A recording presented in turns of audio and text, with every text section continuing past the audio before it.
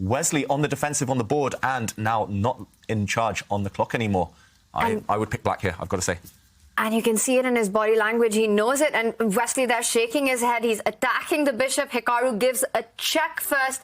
The king moves forward. That h5 pawn is going to be a big distraction. And now he says, I'm ready for an endgame because he's got a passer of his own. The queen trades are forced. There's no way that white can avoid it without just losing the game on the spot. That's why Hikaru's rolled up sleeves. We're in the endgame. White has these outside pass pawns. But look at black's h-pawn. That one is running up the board very fast. It's helped out. It's going to be escorted by the black king and the other pawns. This is just easy for Hikaru right now. And he's even ahead on time, right? He doesn't have any problems whatsoever. Yeah, looks like black is completely winning the race. Even without black's 3 pawns, this is still actually a draw. So Hikaru, he knows he's got this in the bag. He's smiling. He's got a time advantage, and he clinches his fist. Wesley resigns. Fist bump. Wow, it's over. Hikaru Nakamura makes it through to the grand final.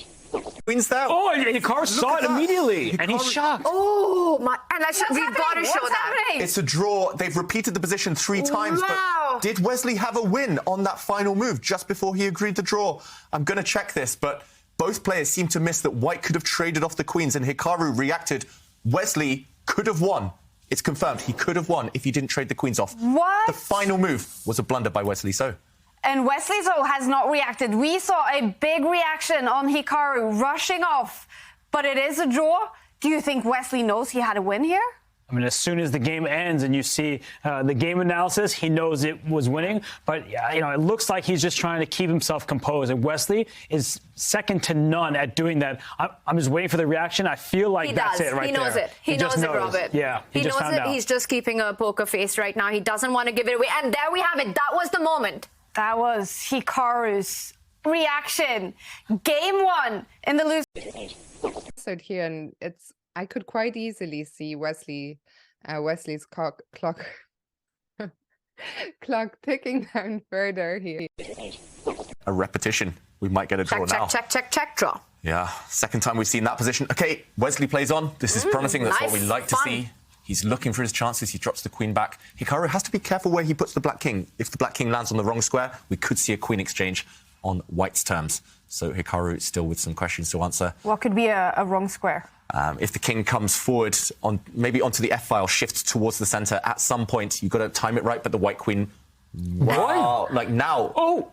Could he have swapped queens there? Oh, Hikaru saw it immediately, and he's shocked. Oh, my. And we've got to show that. It's a draw. They've repeated the position 3 times. Wow. But did Wesley have a win on that final move just before he agreed to draw? I'm going to check this, but both players seem to miss that white could have traded off the queens, and Hikaru reacted. Wesley could have won. It's confirmed. He could have won if he didn't trade the queens off. What? The final move was a blunder by Wesley So. And Wesley So has not reacted. We saw a big reaction on Hikaru. What was your reaction to Hikaru going as low as 8 minutes and 5 seconds? Yeah, that was pretty shocking.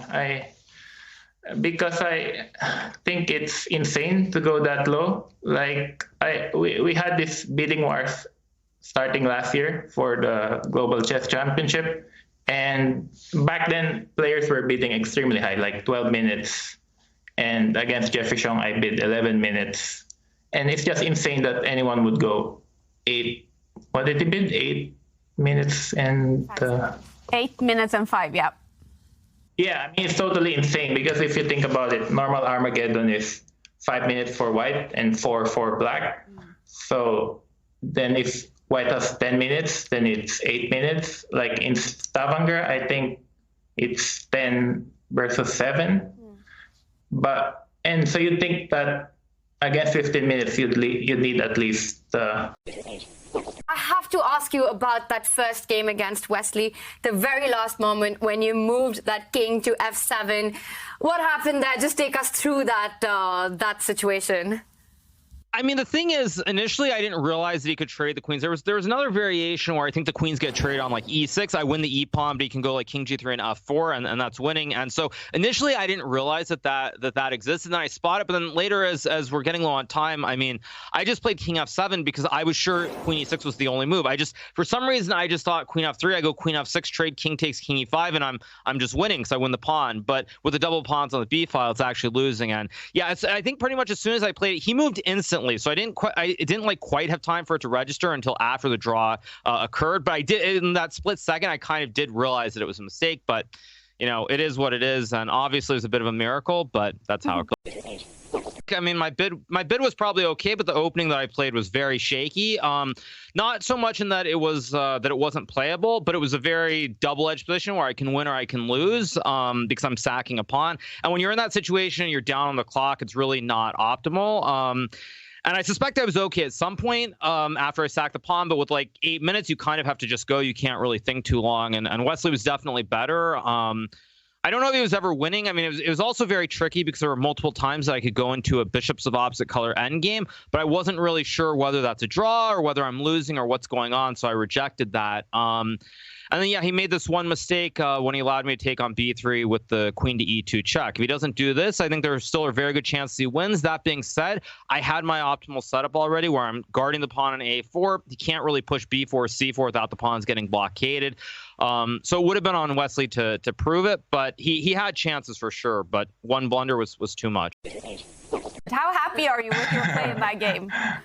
Yeah, king g7, king h7 also draws.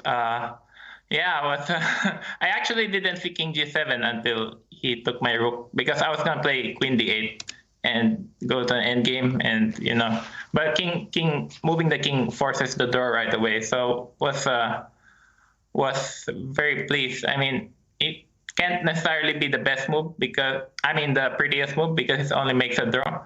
But actually, the way Arjun played in the end turns out black is winning. But I was very pleased because Arjun is an amazing player. I have a lot of respect for him. I think Fabiano Caruana also mentioned that out of all the Indian youngsters, seems Arjun has tons of potential, and he could possibly reach 2800 one day.